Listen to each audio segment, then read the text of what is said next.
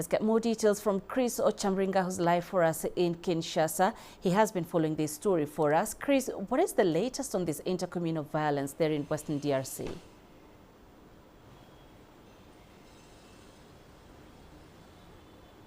Yes, Penina, the Congolese government says that it has deployed troops to Congo province and the surrounding areas like Mai-Ndombe and Kwilu, where this fighting between the Teke and the Yaka has been going on since 2022.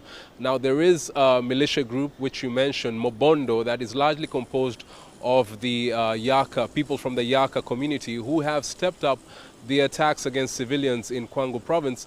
Just earlier this week, we heard that they attacked a village and locked up 12 people in a house and burnt them alive.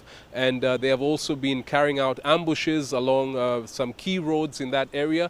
So the army says that they have managed to, carry out these operations in that area. They have killed 28 members of the Mobondo militia, and they are doing everything to ensure that peace is restored in that area. Western DRC has been peaceful for a very long time, unlike the east of the DRC that has had a lot of conflict. And this latest round of fighting is happening in a province where a mysterious disease has been announced by the Congolese health officials, which has killed quite a number of people. And so it is going to complicate the response to dealing with this outbreak. Penina? All right, Chris. So as we speak about the response to this violence, let's back up a little bit. Talk to us about what you are hearing is behind this violence, and then also give us more information on what authorities are doing or how their response is to this violence and what action plan they have to ease tensions in the region.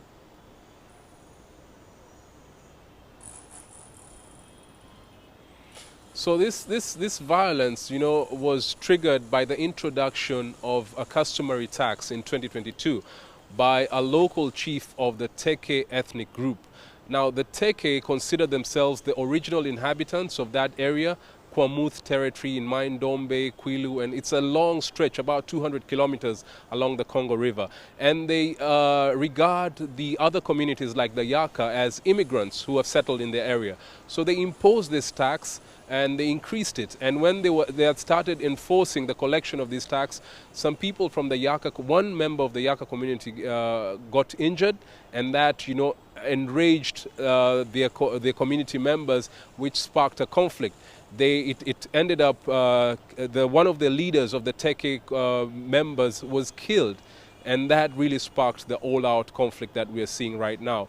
The government has deployed a number of soldiers in that area to try and stop the fighting. But they have also been engaging in talks with the leaders from both sides. Like you mentioned earlier, in April, there were talks by leaders from the Teke and the Yaka community. President Felix Tshisekedi attended one of those meetings, and the two sides agreed to lay down their weapons and stop fighting and live peacefully. But fighting has flared up yet again, and many people have been displaced. We are told more than 160,000 since 2022. Many of them have come to the outskirts of Kinshasa, and it's a very worrying situation. The government is saying that they are going to continue sending troops in that area to ensure that peace is restored.